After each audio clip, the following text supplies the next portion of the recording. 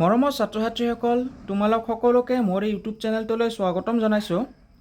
আজিৰ এই ভিডিঅ'ৰ জৰিয়তে আমি পঢ়িবলৈ গৈ আছোঁ চতুৰ্থ শ্ৰেণীৰ যিখন পৰিৱেশৰ কিতাপ আছে, আমাৰ চৌপাশৰ পৰিৱেশ।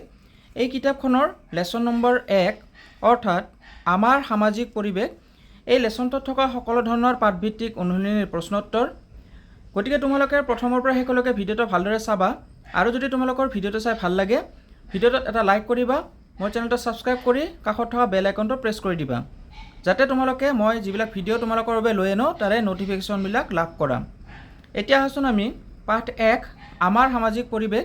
এই পাঠটিৰ যিবিলাক প্ৰশ্নোত্তৰ আছে শেষৰ পিনে, সেই প্ৰশ্নোত্তৰবিলাক কেনেদৰে কৰিব লাগে আমি এবাৰ ভালদৰে চাই লওঁ। ছাত্ৰ ছাত্ৰীসকল, তোমালোকে দেখিবলৈ পাইছা পেজ নম্বৰ 6ৰ অনুশীলনী তোমালোকক কেইটামান প্ৰশ্নোত্তৰ ইয়াতে দি দিছে। প্ৰথম 1 নম্বৰ প্ৰশ্নটি আছে, তলত দিয়া প্ৰশ্নসমূহৰ শুদ্ধ উত্তৰ অনুযায়ী কাষৰ গোল চিনটো পূৰ কৰা। অৰ্থাৎ ইয়াতে আমাক প্ৰথমতে শুদ্ধ উত্তৰ বাছি উলিওৱা প্ৰশ্ন দিছে। এই শুদ্ধ উত্তৰবিলাক কেনেকুৱা হ'ব বা কেনেকুৱা আমি কৰিব লাগিব ভালদৰে চাই ল'বা। ক নম্বৰ, কোনটো প্ৰতিষ্ঠানে জুই লাগিলে জৰুৰীকালীন সহায় আগবঢ়ায়? অৰ্থাৎ এই যিকেইটা অপশ্যন আছে তাৰে ভিতৰত কোনটো প্ৰতিষ্ঠানে জুই লাগিলে জুই নুমায়? ইয়াৰে শুদ্ধ উত্তৰটো কোনটো হ'ব? 1 নম্বৰ যিটো অপশ্যন অগ্নি আৰু আপতকালীন সেৱা কেন্দ্ৰ, সেইটো হ'ব শুদ্ধ উত্তৰ। গতিকে তোমালোকে যি 1 নম্বৰ গোল আছে সেই 1 নম্বৰ গোলটো তোমালোকে সম্পূৰ্ণকৈ কলা ৰং কৰি দিবা। খ নম্বৰ প্ৰশ্নটো কি আছে, কোনটো প্ৰতিষ্ঠানে ঋণ প্ৰদান, ধন জমা ৰখা কাম আৰু ধনৰ লেনদেন কৰে? ইয়াৰে শুদ্ধ উত্তৰ কোনটো হ'ব? ইয়াৰে এই 4টা অপশ্যনৰ ভিতৰত শুদ্ধ উত্তৰটো হ'ব বেংক, অৰ্থাৎ 3 নম্বৰ অপশ্যন। সেয়েহে তোমালোকে 3 নম্বৰ যিটো গোল আছে সেই গোলটোত কলা কৰি দিবা। গ নম্বৰ আছে, তলৰ কোনগৰাকীয়ে পকী ঘৰ সজা, মেৰামতি আদিৰ কাম কৰে? অৰ্থাৎ ইয়াৰে এই 4জন ব্যক্তিৰ ভিতৰত এই 4জন যি আমাৰ কৰ্ম কৰা মানুহ আছে, এই 4জন মানুহৰ ভিতৰত কোনগৰাকীয়ে আমাৰ পকী ঘৰ সাজে বা মেৰামতি কৰে? সেইটো হ'ব শুদ্ধ উত্তৰ অপশ্যন চি বা 3 নম্বৰ ৰাজমিস্ত্ৰী। সেয়েহে তোমালোকে 3 নম্বৰ যিটো কলা আমাৰ গোল আছে সেই 3 নম্বৰ গোলটোত ভালদৰে কলা কৰি দিবা। ইয়াৰ পিছত চাবা, ইয়াৰ পিছত আমাৰ আছে 2 নম্বৰ উত্তৰ লিখা। ইয়াতে প্ৰথম প্ৰশ্ন কি আছে, সমাজৰ প্ৰাথমিক গোটটো কি? আমি সকলোৱে জানো সমাজৰ প্ৰাথমিক গোটটো কি? পৰিয়াল। এই গোটেইবিলাক প্ৰশ্ন উত্তৰ কেনেদৰে কৰিব লাগে তোমালোকক মই দেখাই দি আছোঁ, ভালদৰে চাই যাবা। ইয়াতে তোমালোকে দেখিবলৈ পাইছা নিশ্চয় চতুৰ্থ শ্ৰেণীৰ পৰিৱেশ পাঠ 1 আমাৰ সামাজিক পৰিৱেশ। তাতে অনুশীলনীৰ যি 1ৰ 3টা প্ৰশ্ন আছিল সেই 3টা প্ৰশ্ন উত্তৰ মই লিখি আনিছিলোঁ। তাৰে ক নম্বৰটোতো তোমালোকক কৈ দিলোঁ, ক খ গ 3টা তোমালোকক কৈ দিলোঁ, চাই ল'ব পাৰিবা। ইয়াৰ পিছত 2 নম্বৰ আছিল আমাৰ কি? উত্তৰ লিখা। তাৰে ক নম্বৰ প্ৰশ্ন আছিল, সমাজৰ প্ৰাথমিক গোটটো কি? তাৰে উত্তৰটো লিখিবা, সমাজৰ প্ৰাথমিক গোটটো হ'ল পৰিয়াল। খ নম্বৰ প্ৰশ্ন, সমাজৰ সকলোৰে সহযোগিতাত উদযাপন কৰা উৎসৱ এটাৰ নাম?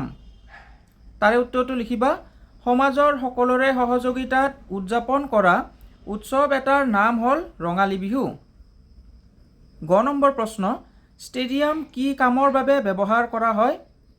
তাৰে উত্তৰটো লিখিবা, ষ্টেডিয়াম খেলা ধূলা আৰু অন্যান্য অনুষ্ঠান আয়োজন ইত্যাদিৰ বাবে ব্যৱহাৰ কৰা হয়। ঘ নম্বৰ প্ৰশ্ন আছে, পুথিভঁৰালে ছাত্ৰ ছাত্ৰীক কেনেকৈ সহায় কৰে? তাৰে উত্তৰটো লিখিবা, পুথিভঁৰালত কিতাপ, আলোচনী, বাতৰি কাকত আদি পঢ়াৰ সুবিধা থকাৰ লগতে কিতাপ ঘৰলৈ নি পঢ়া আৰু ঘূৰাই দিয়াৰ ব্যৱস্থা থাকে, যিয়ে ছাত্ৰ ছাত্ৰীক পঢ়া শুনাত বহুত সহায় কৰে। ঙ নম্বৰ আছে, ডাকঘৰৰ যোগেদি কি আদান প্ৰদান কৰা হয়? তাৰে উত্তৰটো লিখিবা, ডাকঘৰৰ যোগেদি এখন ঠাইৰ পৰা আন এখন ঠাইলৈ চিঠি পত্ৰ, ডাক টোপোলা, মানি অৰ্ডাৰ, সা সঁজুলি আদিৰ আদান প্ৰদানৰ ব্যৱস্থা কৰা হয়।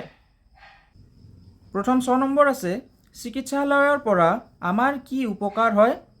তাৰে উত্তৰটো লিখিবা, চিকিৎসালয়ে ৰোগীৰ ৰোগ নিৰ্ণয় কৰে, চিকিৎসা প্ৰদান কৰে আৰু বিভিন্ন ধৰণৰ স্বাস্থ্যসেৱা প্ৰদান কৰি আমাক ৰোগমুক্ত কৰে।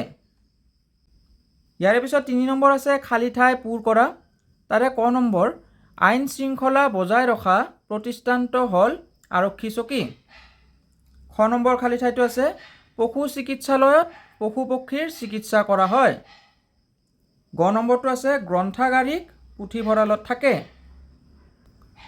4 নম্বৰ প্ৰশ্ন কি আছে, পাঠত উল্লেখ থকা যিকোনো এটা অনুষ্ঠান প্ৰতিষ্ঠানলৈ গৈ তাৰ কাম কাজবোৰ নিৰীক্ষণ কৰি সেই বিষয়ে এটি টৌকা প্ৰস্তুত কৰা। ইয়াৰে উত্তৰটো তোমালোকে কেনেকৈ লিখিবা, পাঠত আমাক যিবিলাক অনুষ্ঠান দিছে তাৰে ভিতৰত একটা অনুষ্ঠান হৈছে বেংক। সেই বেংকৰ বিষয়ে আমি কেনেকৈ লিখিব লাগিব চাই ল'বা। আমাৰ গাঁৱৰ বেংকখনলৈ গৈ দেখিবলৈ পালোঁ যে ইয়াত মানুহে নিৰাপদে ধন জমা থয় আৰু প্ৰয়োজন অনুসৰি ধন উলিয়াব পাৰে। ইয়াৰ উপৰি বেংকে প্ৰয়োজনীয় লোকক ঋণ প্ৰদান কৰে। বেংকৰ জৰিয়তে ধন স্থানান্তৰ আৰু চেক সংগ্ৰহ আদিৰ সুবিধাও পোৱা যায়। 5 নম্বৰ প্ৰশ্ন আছে, উৎসৱ পাৰ্বণৰ জৰিয়তে সমাজত একতা কেনেদৰে বৃদ্ধি পায় লিখা। তাৰে উত্তৰটো লিখিবা, উৎসৱ পাৰ্বণ আৰু সামাজিক অনুষ্ঠানত সমাজৰ সকলো সদস্যই একেলগে মিলিত হয়। সকলোৰে সহযোগিতাৰ ফলত সামাজিক উৎসৱবোৰ সুচাৰুৰূপে চলি যায় আৰু ইয়াৰ দ্বাৰাই সমাজৰ সকলো সদস্যৰ মাজত ঐক্য আৰু সংহতি বৃদ্ধি পায়।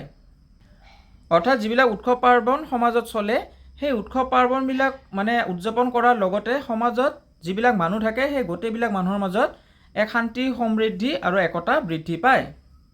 ইয়াৰ পিছত 6 নম্বৰ আৰু আজিৰ ভিডিঅ'ৰ অন্তিমটো প্ৰশ্ন, পৰিয়ালক সমাজ গঠনৰ আধাৰ বুলি কিয় কোৱা হয় লিখা। তাৰে উত্তৰটো লিখিবা, প্ৰতিটো শিশুৱে সামাজিক আইন কানুন, নীতি নিয়ম, আচাৰ ব্যৱহাৰ সম্বন্ধীয় প্ৰাথমিক শিক্ষা নিজ পৰিয়ালৰ পৰাই আহৰণ কৰে। পৰিয়ালৰ মাধ্যমেৰে মৰম চেনেহ, সহায় সহযোগিতা, সহানুভূতি, দায়িত্ববোধ, পৰোপকাৰ আদি সামাজিক গুণৰো বিকাশ ঘটে। সেইবাবে পৰিয়ালক সমাজ গঠনৰ আধাৰ বুলি কোৱা হয়। গতিকে ছাত্ৰ ছাত্ৰীসকল, এইটো আছিল তোমালোকৰ 4ৰ্থ শ্ৰেণীৰ পৰিৱেশৰ যি লেচন নম্বৰ 1 আমাৰ সামাজিক পৰিৱেশ। এই লেচনটোত থকা গোটেইবিলাক প্ৰশ্ন উত্তৰৰ এক সাম্যক ধাৰণা। তোমালোকৰ নিশ্চয় ভিডিঅ'ৰ প্ৰশ্ন উত্তৰবিলাক চাই ভাল লাগিছে। যদি তোমালোকৰ ভিডিঅ'টো চাই ভাল লাগে, ভিডিঅ'টোত এটা লাইক কৰিবা, তোমালোকৰ বন্ধু বান্ধৱীৰ লগত ভিডিঅ'টো শ্বেয়াৰ কৰি দিবা আৰু মোৰ চেনেলটো ছাবস্ক্ৰাইব কৰি তোমালোকে কাষত থকা বেল আইকনটো প্ৰেছ কৰি দিবা, যাতে ভৱিষ্যতে যিবিলাক ভিডিঅ' মই তোমালোকৰ বাবে লৈ আনিম তাৰে যি ন'টিফিকেশ্যন তোমালোকে সোনকালে লাভ কৰা। অতি সোনকালে লগ পাম তোমালোকক এই চেনেলত অন এটি ভিডিঅ' লৈ। তেতিয়ালৈ ধন্যবাদ।